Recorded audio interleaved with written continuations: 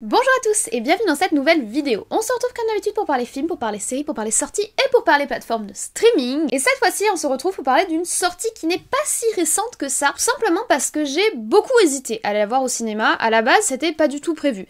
On va parler d'un biopic. Moi, je suis pas très biopic. Je suis pas intéressée particulièrement par la vie des célébrités. Les biopics sur les personnages historiques, encore, oui, pourquoi pas. Mais les célébrités, les auteurs, les chanteurs, les acteurs, tout ça, ça m'intéresse pas particulièrement. Donc, j'avais fait l'impasse sur le film mais j'avais pas prévu d'aller le voir. Mais quand j'ai vu l'enthousiasme autour de cette sortie, notamment sur Twitter, j'ai fini par être convaincue et je suis donc allée voir le film Elvis au cinéma. Et franchement, faut qu'on en parle parce que j'ai vécu quelque chose. J'ai vécu quelque chose et j'ai envie d'en parler avec vous. J'ai d'ailleurs, chose exceptionnelle, filmé un petit retour à chaud dans la rue en sortant de la salle de cinéma. Donc je vous laisse avec le générique, on se retrouve avec le retour à chaud, puis ensuite on va essayer d'analyser tout ça ensemble.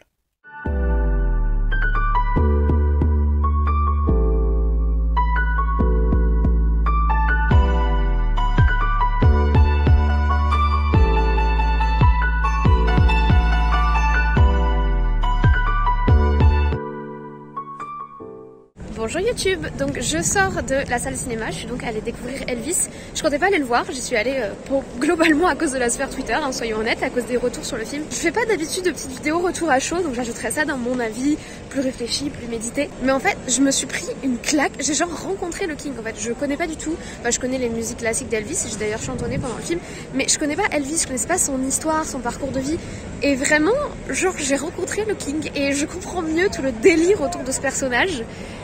Et je me suis pris une claque, le film est très beau et tout. J'ai réfléchi, c'est que j'analyse et tout, mais je suis super contente.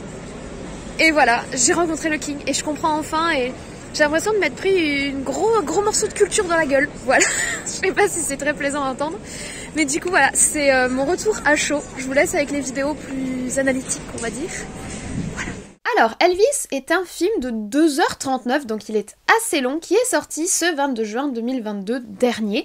C'est un film de type donc biopic musical et un petit peu historique si l'on peut dire, et c'est un film qui tourne autour de la personnalité et qui raconte l'histoire du chanteur et acteur Elvis Presley, qui est donc né en 1935 aux États-Unis et qui est mort en 1977. À la réalisation, nous avons un réalisateur de talent qui est reconnu pour son style très particulier, c'est Baz Luhrmann, j'espère que je prononce bien son nom de famille. Il a été remarqué dans les années 90, c'est là qu'il a commencé à se faire un nom, et il a un style assez particulier. Déjà, il écrit, produit et réalise ses propres films, donc il fait tout de A à Z, on va dire, c'est vraiment un produit 100% de sa manufacture. Bon, évidemment, il a des équipes, mais il est vraiment derrière tous les rouages sur la construction de son film. Et c'est surtout un précurseur de ce qu'on peut appeler le cinéma musical, au même titre que quelqu'un comme Tim Burton, par exemple. En tout cas, le cinéma musical moderne et actuel.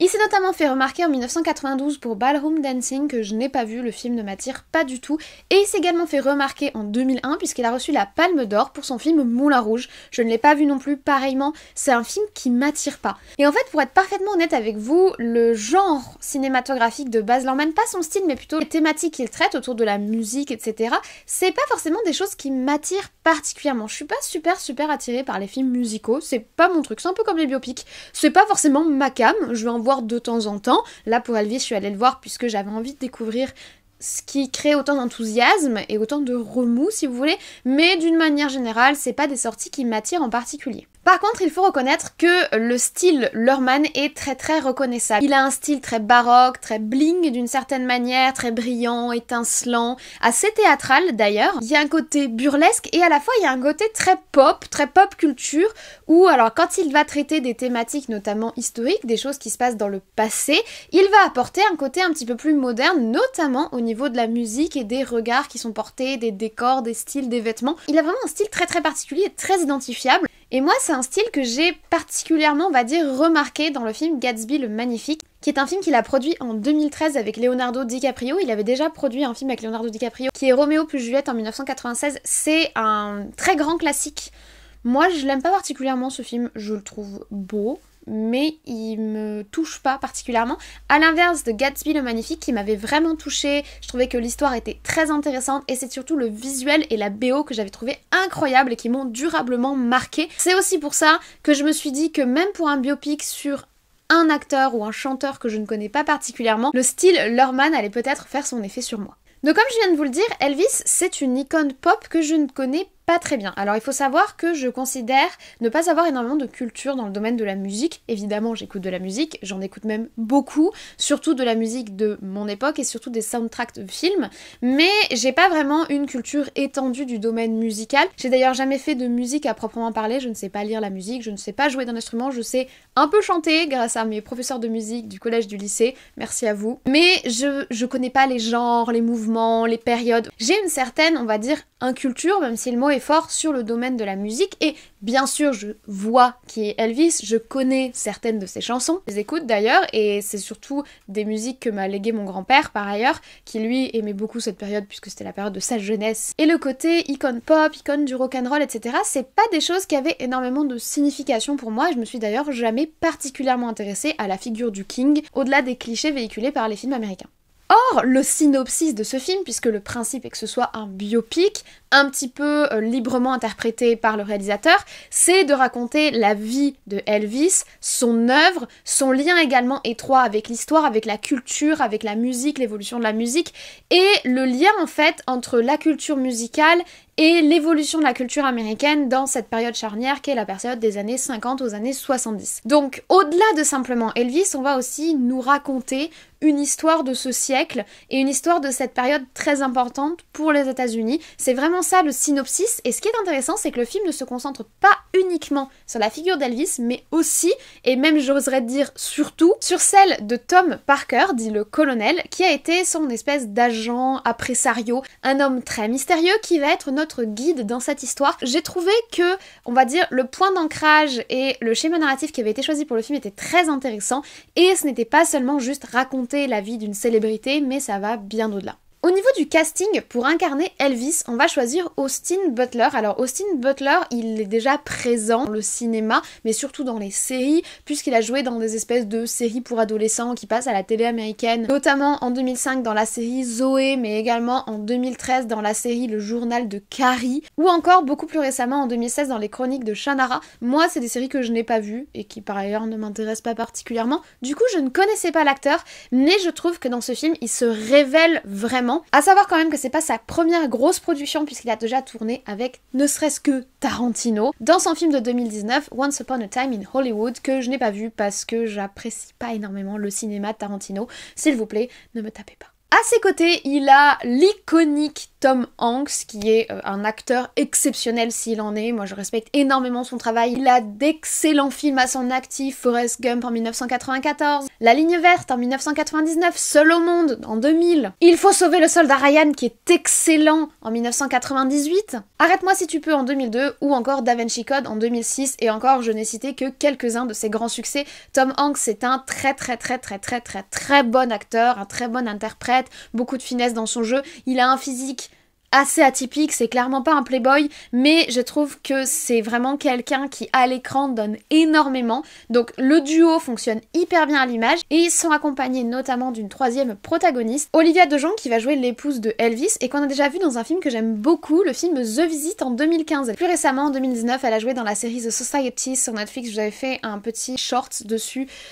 J'avais pas beaucoup aimé. A noter également qu'on a Cody Smith-McPhee, qui est un acteur que maintenant je remarque depuis que je l'ai vu dans The Power of Dog, je vous en avais parlé. C'est un acteur qui a beaucoup de talent, je trouve, beaucoup de finesse dans son jeu et qui a un physique également assez atypique. Depuis mon visionnage de The Power of Dog, où je l'ai trouvé très bon, je le remarque quand je le vois dans un casting. Donc on a quand même un casting de qualité, avec d'un côté des acteurs confirmés, vraiment très talentueux, et de l'autre côté des acteurs et actrices qui ne demandent qu'à faire leurs preuves. Le tout pour un film qui est quand même extrêmement ambitieux sur une des figures les plus importantes de la culture américaine. La première chose qui se remarque dans ce film, c'est la direction artistique et notamment le style Luhrmann. C'est beau, c'est bling, c'est différent, c'est très esthétisé. Il y a un énorme travail sur la forme. C'est esthétisé. C'est vraiment la forme avant même le fond, je pense, même si le fond n'y fait pas défaut. Il pose vraiment un regard extrêmement présent et une identité extrêmement présente dans son cinéma. Et ça passe aussi par la narration visuelle, c'est-à-dire qu'on n'est pas sur un film qui est linéaire où on filme seulement les acteurs jouant leur rôle et la vie de Elvis s'écoulant.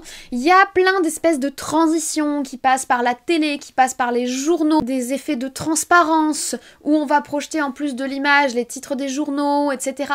Il y a des effets de superposition. Je trouve que c'est très beau.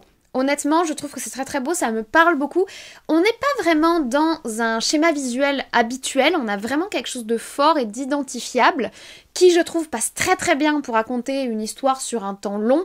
On utilise ces schémas de nous montrer un écran de télé qui va se superposer avec Elvis courant jusqu'à sa voiture, la voiture un peu de temps après qui arrive à un concert, un autre, avec la même pause qui se succède. Ce genre de transition, en fait, très maligne et très différent de ce qu'on peut voir habituellement dans le cinéma.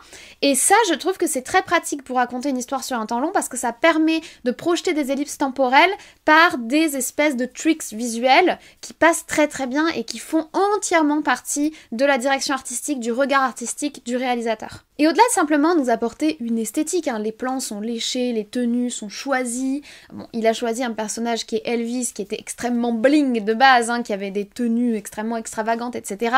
Mais je pense que dans le film, il y est allé à fond de ce côté-là. Avec cet aspect-là, avec ces transitions-là, avec la façon dont est racontée l'histoire, je vous en parle un peu plus, mais il y a une voix off, etc., on a le sentiment d'être dans un conte. On n'est pas dans un film, on est dans un conte visuel, on nous conte une histoire, on nous conte un folklore, on nous conte une esthétique, une musique. On est au-delà du simple film qui va raconter la vie de quelqu'un, on est dans un conte, et pour nous guider dans ce conte, nous avons un schéma narratif basé sur celui du conteur, c'est-à-dire que nous avons une voix off. Personnellement, je suis normalement pas très attirée par le concept de voix off, puisqu'en général, les voix off, on nous les met soit au début, soit à la fin, soit à un moment où on a mal expliqué visuellement ce qui se passe, et là, boum, on met une voix off. Genre comme une facilité scénaristique, en fait. Là, c'est pas du tout le cas, c'est du début à la fin, ça crée vraiment une linéarité, c'est le fil rouge, et notre voix off, c'est pas du tout Elvis, non, c'est son agent. Et ça, je trouve que c'est super malin, parce qu'au final, on va nous conter la vie d'Elvis en images à travers ses yeux, d'une certaine manière, mais pour donner le rythme et pour se faire succéder les événements, on va passer par le colonel Parker, qui va permettre d'aller un peu plus vite sur certains moments, tout en faisant quand même la part belle sur les grands événements qui vont marquer la vie d'Elvis. Et je trouve ça super intelligent, et franchement, très agréable au visionnage, parce que ça permet d'avoir vraiment, on va dire, de garder l'attention, de garder du rythme et de pas être complètement perdu, même si ça m'est arrivé 2-3 fois d'être perdu parce qu'il y a des personnages qui arrivent, je sais plus trop qui c'est, ne connaissant pas du tout la vie d'Elvis, ne connaissant pas ses proches, etc. Il y a des moments j'étais un peu égarée, j'avoue. Quelques petits moments, voilà, surtout la partie acting de sa vie où il est à Hollywood, là j'ai eu des petits moments de flottement, mais globalement ça permet de continuer à suivre le fil avec ce narrateur sur lequel on s'appuie, narrateur qui est proche d'Elvis, qui nous en donne un regard, alors que l'image, le film, nous en donne un autre regard et nous donne un regard un petit peu plus proche de Elvis lui-même, en fait. On a une sorte d'intériorité dans l'image et dans le jeu d'acteur qui est phénoménal. Franchement, Austin Butler, il a un jeu d'acteur que je trouve génial. Et à la fois, on a la voix off qui nous ramène un petit peu à la réalité et qui fait avancer l'histoire. En plus de tout ça, on nourrit le schéma narratif également par un background historique des différents événements. On a vraiment ce côté où les événements se succèdent et où, pour expliquer le comportement d'Elvis, pour expliquer ses choix, pour expliquer ce qui se passe, etc., le narrateur va nous emmener au-delà de simplement la vie d'Elvis et ses choix, etc., mais également dans le contexte historique avec les assassinats de Kennedy et de Martin Luther King, avec le contexte social de la ségrégation raciale aux États-Unis, etc. Donc c'est très intelligent. Et ça permet de ne pas voir passer les 2h39 de film. Je n'ai pas du tout vu le temps passer. Et tout ça, ça serait pas possible sans des actings très forts. Comme je vous l'ai dit, Austin Butler, il a fait un travail... Alors, ne connaissant pas Elvis, je peux pas vous dire s'il l'incarne bien et s'il est vraiment proche du King. Mais personnellement, ce qu'il m'a transmis, les émotions diverses qu'il m'a transmis durant le film, je les ai vraiment ressenties. Je trouve qu'il y a une vraie justesse dans son jeu. Que ce soit les moments chantés, les moments en scène ou les moments plus de vie... On voit les différentes facettes, les différentes personnalités de ce que je pense qui peut être proche de Elvis. Je prends des pincettes parce que ne connaissant pas le King, je peux pas vous dire si c'est réaliste ou pas par rapport à qui il était. Si tant est que quelqu'un sache qui il était au regard extérieur, au-delà de ses proches, j'entends. Je trouve qu'il y a une vraie justesse dans le jeu. Tom Hanks, exceptionnel, mais vraiment la figure, on va dire, lumineuse, centrale, autour desquelles va tourbillonner nos émotions dans le film, c'est Elvis, et je trouve qu'il est très très bien incarné dans le film. Il y a vraiment des moments qui sont forts, qui sont puissants émotionnellement, je veux dire, les moments sur scène où j'ai eu des petits sourires de groupie. Je ne suis pas une fan d'Elvis, je connais vaguement sa musique, et j'ai eu des sourires de groupie devant les scènes de danse et les scènes où il est dans son personnage du King. Voilà, j'ai eu le smile et à la fois j'ai été touchée émotionnellement par d'autres scènes où il est beaucoup plus humain et beaucoup plus dans sa vraie vie entre guillemets, au-delà de la représentation artistique sur scène. Je trouve qu'il y a un très bel équilibre émotionnel dans le film et que c'est très bien transcrit par le jeu des acteurs. Mais que serait un film sur Elvis s'il n'y avait que l'image et l'acting? Il y a évidemment la musique et la bande son. Et quelle bande-son! Moi j'avais vu passer quelques critiques, notamment sur Twitter, quand avait été dévoilé le soundtrack du film, puisqu'il n'y avait pas que des musiques d'Elvis dans le film. Il faut savoir que c'est vraiment une marque de fabrique du réalisateur Baz Luhrmann de ne pas mettre que des musiques de la période traitée. Dans Gatsby, il a mis des musiques modernes et actuelles. Il l'a aussi fait dans Elvis. C'est-à-dire qu'il aime bien mélanger les genres musicaux et créer une sorte d'anachronisme musical. Mais franchement, je trouve que ça s'intègre hyper bien dans son ambiance. Pour resituer un petit peu, Elvis est une icône du rock'n'roll. Le rock'n'roll, c'est une sorte de mélange entre la country, issue de la culture plus blanche américaine si vous voulez, et du rhythm and blues, lui issu de la culture afro-américaine. Le rhythm and blues, il est apparu dans les années 40, c'est un mouvement qui va se nourrir de gospel, de jazz et de blues, qui sont des musiques très associées à la culture noire américaine. Toutes ces influences vont se mélanger pour former le rhythm and blues, qui est la base du rock and roll. Et ça, c'est vraiment très bien montré dans le film. Moi qui suis plutôt une néophyte en musique, comme je vous l'ai dit, j'ai vraiment perçu ce mélange, ces influences, cette mixité culturelle qu'il y a à l'intérieur du rock and roll et qu'il y a à l'intérieur de la musique d'Elvis. J'ai également perçu d'ailleurs le fait qu'il y ait différents courants dans le nord, dans le sud, etc. Que Elvis va plutôt s'inscrire dans une influence plus issue du Mississippi, d'où il est originaire, avec, on va dire, une culture plus du sud des États-Unis. Il faut savoir que donc ce rhythm and blues et cette country vont évoluer vers le rock and roll dans les années 50-60. Le rock and roll va évoluer dans les années 80 vers le R&B qu'on a pu connaître dans les années 80-90, qui va ensuite se nourrir et à la fois dériver dans ce qu'on peut appeler aujourd'hui le hip-hop ou le rap. Donc tous ces courants sont liés entre eux comme une sorte de grande famille, si vous voulez, comme un arbre qui va se déployer. Et donc moi ça me choque pas du tout qu'il y ait une sorte de mixité musicale dans le film, puisque on sent le lien fort entre ces différents courants musicaux. Personnellement ça m'a pas choqué, j'ai même plutôt beaucoup apprécié les moments où il y avait de la musique, une sonorité beaucoup plus moderne. Vraiment j'ai trouvé que ces moments-là étaient rafraîchissants et dynamisants dans le film. Je pense qu'un film sur Elvis qui serait uniquement nourri par la musique d'Elvis ne serait pas vraiment dans l'accord de la philosophie musicale d'Elvis, qui était une philosophie d'ouverture musicale, où on se nourrit de plein d'influences, où on essaye d'innover, on essaye de...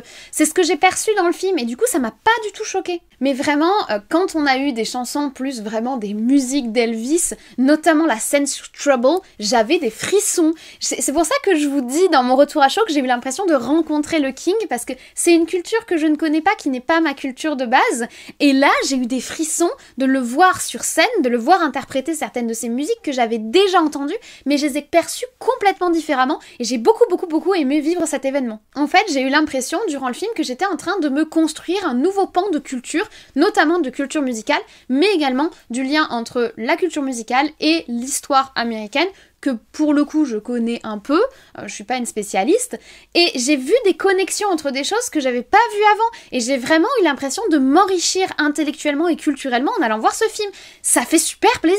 C'est pas forcément ce que je recherche, et je dis pas qu'un film doit vraiment être dans cette démarche-là, forcément, mais c'est toujours ultra plaisant de sortir d'un livre, d'un film, d'une lecture, d'une discussion en se sentant enrichi, et en se disant, vous savez, la fameuse expression « je vais me coucher moins bête ce soir ». J'ai vraiment eu ce sentiment-là, et je trouve ça très plaisant. Il faut savoir par ailleurs que j'ai vu le film en VO, je pense que c'est mieux puisque les musiques étant en version originale, j'imagine qu'ils n'ont pas traduit les musiques d'Elvis, ou alors pour le coup c'est très bizarre. Donc les musiques étant en version originale, pour la cohérence des voix des acteurs, etc. Personnellement j'ai fait le choix d'aller le voir en VO, je pense que c'est le choix le plus cohérent, évidemment je ne vous juge pas si vous allez le voir en VF, mais je pourrais pas vous dire si la VF est bonne ou pas, puisque moi j'ai choisi d'aller vivre le film entièrement dans la langue originale du personnage qui est dépeint dans le film, qui est chanteur, donc l'importance de la voix dans ce genre de contenu me paraît central. Dernier point, j'aimerais parler des messages du film. Il y en a plusieurs, j'ai peut-être pas vu toutes les grilles de lecture.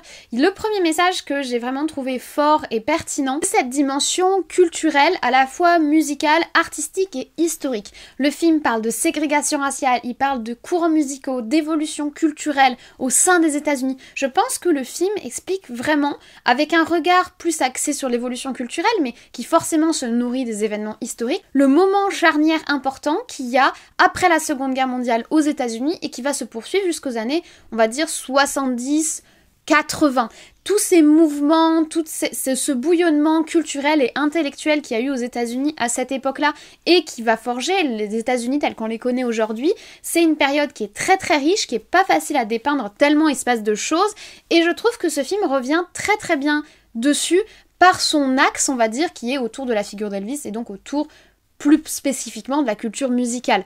Mais il y a vraiment quelque chose de porteur dans le film, j'ai trouvé ça très intéressant. Et en fait, je comprends beaucoup mieux en ayant vu ce film l'importance de la figure du King. Pour moi, jusqu'alors, je pensais que c'était une sorte de folklore américain qui m'échappait un petit peu, c'est-à-dire que je savais que Elvis Presley était une figure importante de la culture américaine, mais je voyais surtout un mec avec des costumes bling bling qui chantait des musiques iconiques. Je voyais pas au-delà de ça parce que je m'étais pas renseignée sur sa carrière, et là j'ai vu au-delà de ça, et d'une certaine manière j'ai vraiment rencontré le King, j'ai vraiment rencontré Elvis Presley dans le sens de l'importance qu'il a pour les Américains et pour cette période historique-là. Et ça m'a vraiment fait plaisir de découvrir ça, et je trouve que pour le coup, le film est très bien fait.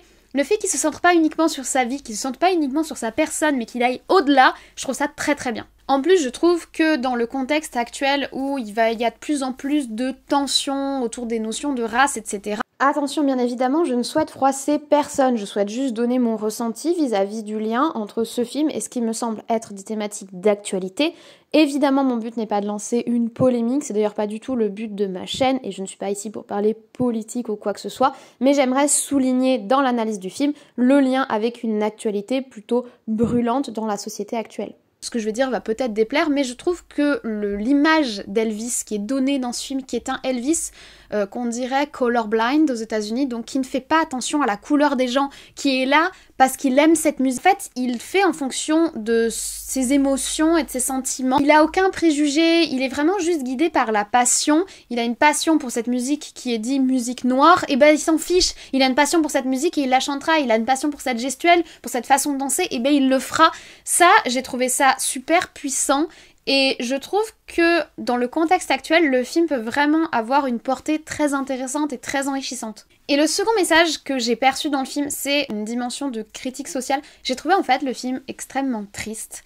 Le film m'a beaucoup attristé, d'une façon assez contradictoire puisque j'ai beaucoup aimé mon film, mais le film m'a beaucoup attristé parce que du coup j'ai appris la vie de Elvis, j'ai compris en fait les processus qui s'étaient tournés autour de lui, c'est-à-dire que c'est un génie dans le domaine artistique, il avait vraiment une sorte de feu sacré artistique et musical, et il a été instrumentalisé, marchandisé, il s'est devenu un produit, et ça m'a beaucoup attristé, et je pense que c'est un regard très intéressant qui est porté sur la culture de consommation, on va dire, typiquement américaine d'ailleurs, mais qu'on peut avoir aujourd'hui, sur la façon dont la société moderne se construit, perçoit et vend les choses jusqu'à vendre les gens, les transformant en des produits. J'ai trouvé ça déjà très triste et très vrai et assez dur. Même si c'est pas dit de but en blanc, tu le ressens profondément dans le film. T'as le temps sur 2h39 de t'attacher à ce personnage, et quand tu vois comment les choses évoluent, c'est pas vraiment qu'il y a forcément quelqu'un à blâmer, même si le film met quand même en avant certaines choses.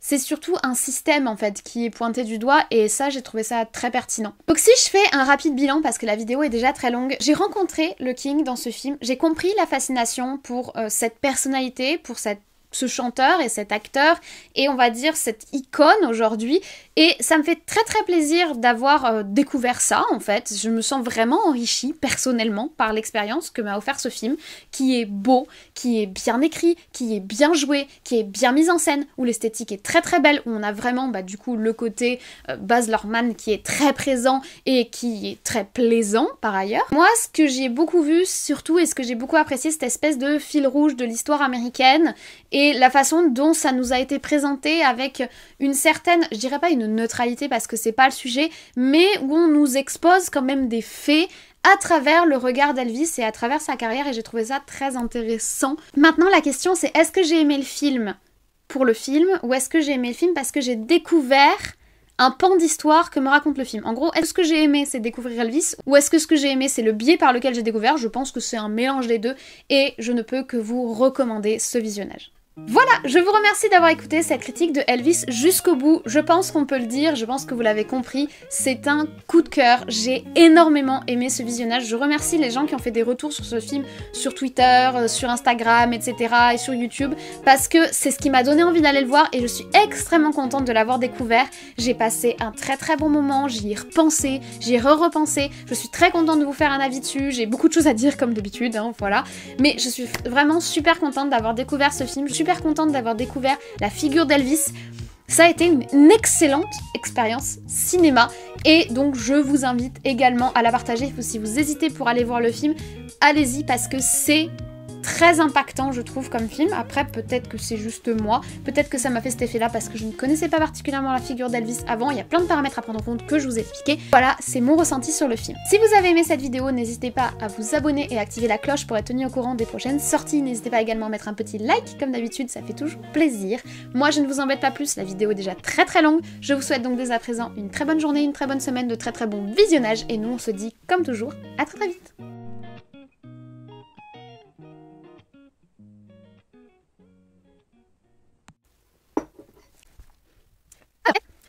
Don't be cruel to the heart that's true. Je suis même pas sûre que ce soit ça les paroles. Na na na na na na na na na ni ni ni. Je suis pas sûre que ce soit ça les paroles, mais franchement cette musique je l'aime trop, c'est mon papy qui l'a chantée quand j'étais petite.